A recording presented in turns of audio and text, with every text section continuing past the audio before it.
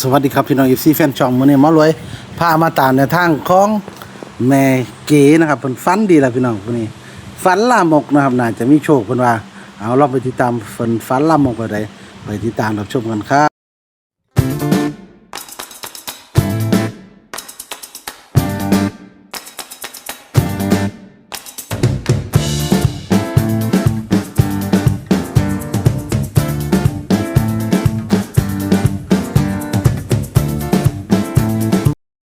สวัสดีครับแม่เก๋ครับเอาแบบเอาใกล้กันทันทีเลยจะดิอ่าสวัสดีจ้ะสวัสดีครับไอ้สอนว่าพี่หลอกอยู่บ่เข็ดบ่ฮะพี่พอว่าพี่หลอกไอ้บ่เข็ดบ่ โอ้หลอกดีเด้ก็ได้ก็เสียดายเลขบ้านนะเลขบ้านเฮาวังบ่ได้จักมื้อนะลงเลขบ้านนะเขาลงเลขบ้านไปวัดเมื่อวันหนึ่งไงป้าดมา3 ตัวนี่วัดหนึ่งอืม326นะเต็มๆเลยออกตามหลังไม่เลขบ้านต้องไงใช่แล้วโอ้เสียดายว่ะเก็บฟันเห็นพี่หลอกก็หลอกอีเดียหลอกเต็มคาราเบลเย้เอานี่เขามีรุ่นแล้วเนาะเห็นจังใดมันหลอกอีดี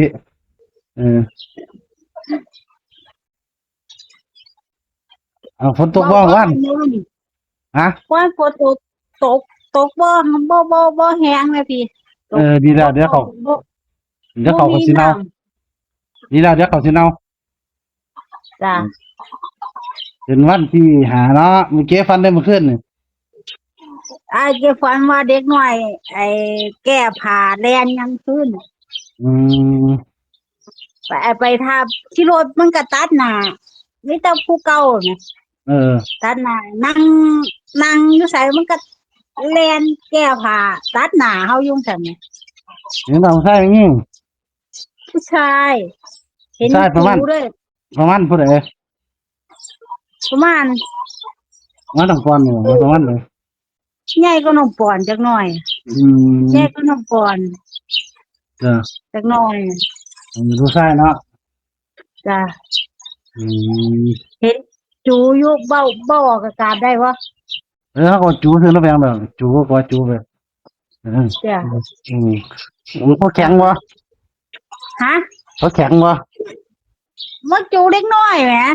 ทำไมเขาแข็งว่าได้แข็งเนาะธรรมดาเนาะก็ธรรมดาจูไอ้แก้ผ้าเล่นนั่นนี่เนาะว่าเขาแข็งก็จะเป็นมันก็จะเป็นหนึ่งชัดเจนเลยนะก็เลิกไว้เพราะว่าโอ้ก็แล้วรับเจ้าแร่นหนาเจ้าขี่รถเจ็บมาขึ้นเรียนรายการยังคือในเห็นแต่ผู้เดียวแก้ผ้าอยู่นั่งก็แบบไปใช้ก็เห็นแต่เพิ่นน่ะเพิ่นบอกหยังว่าเพิ่นบอกเลขบอกเบอร์ว่าก็บอกเห็นแต่แก้ผ้าเรียนน้ำก้นน่ะเห็นไหมเขาบอกว่าหยังเลยว่าจะผ้าหยอกเขาอยู่ใกล้ๆจังซี่นะใกล้ๆเฮาจังซี่นะเขาปากบ่ปากยิ้มแค่ยิ้มแล้วก็แล่นตัดหน้าเฮาแล่นเล่นคือหยอกเฮานี่แหมก็เด็กน้อยแก้ผ้าแล่นเล่นแล้วหยอกเนี่ยเดี๋ยวเบิ่งก็ยิ้มเด็กคือเด็กน้อยอารมณ์ดีอ่ะแต่ว่าแค่แก้ผ้านี่มันว่าเราคนจะค้ำเลยว่ายิ้มเห็นน่ะพร้อมคนอยู่ไสมองฮะคนอยู่ไสที่ไม่เห็นอยู่ข้างนอกบ่ได้อยู่ในเฮียนไม่ได้อยู่บริเวณบ้านนี่เราบ้านบ่อยู่คนละหม่องอยู่แบบย่างไปไสกับพ่อเพิ่นน่ะอ๋อแบบเฮาไปตั้งถิ่นตั้งเดือนบ้านมองนี่พ่อเพิ่นเนาะส่งยิ้มมาสิมาให้โชคบ่ไม่เก๋พี่เองไม่เก๋ที่ตัวไหนบอกยายว่า16อ๋อ16เนาะตัวมากเนาะแต่ยายตี18ยายตี18เก๋ตี16แล้วบอกว่าผู้ใดที่เขามาแรงเพิ่นได้ว่าผู้ใดที่เขาแข่งกันเลยเด้ไผที่เขาเก๋ได้บอกว่าโอ้ความมันเข้าสาธุเก๋ได้ว่าแน่นอนเก๋ก็ว่าเก๋ก็เลยว่าเก๋มาเก่าๆอาทิตย์นี้เก๋ฝันเห็นแต่ผู้เฒ่าเก๋เรียกว่าเก๋บอก2ตัวนี้ล่ะ ผมมักเก่าๆอ่ะเดี๋ยวเบิ้ล แต่หัวแกฝันเห็นแต่ผู้เฒ่าไง อืม นึกว่าเก่าๆสิ เบิ้ลเนาะเก่าๆ6ตัวเนาะอันนี้ก็เก่าๆ6กันเลยก็มาเลยตีเสริมเลยแล้วตี13นิดหน่อย 13บ่ นิดหน่อยมันเป็นไงครับไอ้3ตัวมาเลยเสริมนำไปเนี่ย3ตัวมาเลยตีให้316เด้อ จ้า ตีเสริมเลยเนี่ยแต่ว่าเน้นที่เน้น6ใหม่คือตัวไม่เขียบอกนะ6นึงเลยล่ะจ้า 18นี่แม่ตุ้ยเนาะ13 316นี่หมอรวยเด้อนะครับ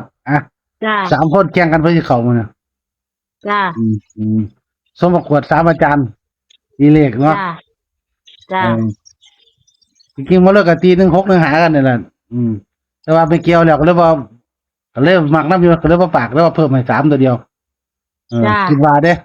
เด็กน้อยมันน้ำ3เด็กน้อยประมาณน้ำ3น้ำนะ โอ้เตี้ยน้ำ3หอมเก็บบ่ฮู้เนาะ พอประมาณ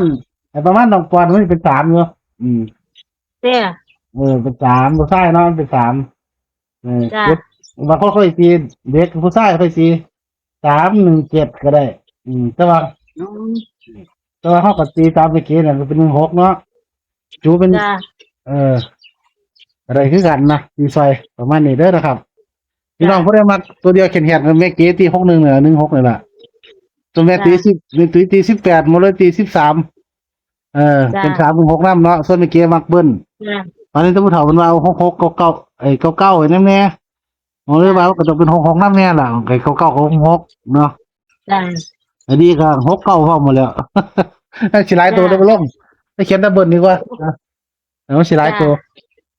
หรืออย่าไปเก็บเป็นซี่ก็ได้ซี่16ก็ได้ได้งามเอาซี่16งามได้ไปเก็บไปเก็บซี่เนาะเขาซี่16นำตัวหนึงเด้องามอันนี้ผู้ใดมักก็ลองเบิ่งเด้อ3ตัวจ้า แต่ว่าไม่เก็บมักแค่16ตัวเดียวบ่หลายตัวดอกพี่น้องบ่ต้องผู้ใดมักน้อยก็16ตัวเดียวเนาะคือไม่เก็บว่า จ้า ผู้ใดอยากได้3ตัวก็นี่ล่ะคือบ่ร้อยวานน่ะ316 416นี่ล่ะส่วนเลขเบิ้ลก็966ประมาณนี้ว่าไม่เก็บเนาะ จ้า ขอให้แห้งปังเด้อทำไมเก๋เพิ่นฝันแม่นเพิ่นยังพาฝันมาหมดเลยพระเอกซ่องเขาฝันว่าพระเอกซ่อง ไปเอาควายกินน้ำย่วง แล้วฝันว่าเราฝัน เอา บ่ ฟัน อันนี้เนาะเดี๋ยวโทรเอาบ่ว่านั่นว่าเฮาของเก่าเนาะว่าของใหม่ให้เจ้าไปเฮือนเส้นไหนี่เนาะว่า200กับ100นึงก็ว่าให้ไปเนาะจ้า แต่ว่าอันใหม่ FC เพิ่นโอนมาอยู่รถแบบประวัติอยู่มี300ได้โอนให้ลูกเลยบ่ดูไล่ลัดเอาไปดูซ่าได้บ่ โอนเอาหนูไอ้เงินเขาออกเราโอนให้หนูใส่ซะโอนให้แม่ตุ้ยจ้า เป็นไม่เกียเนาะ จ้า เดี๋ยวว่างนี่ก็ได้โทษถามเอาเรื่องชี้ จ้าเขาแม่ตุ้ยเขาแม่นั่น แม่ตุ้ยเลยเนาะ แม่ตุ้ย โอเคได้โอ้แม่ตุ้ยเด้อก็ขอชมมา มีที่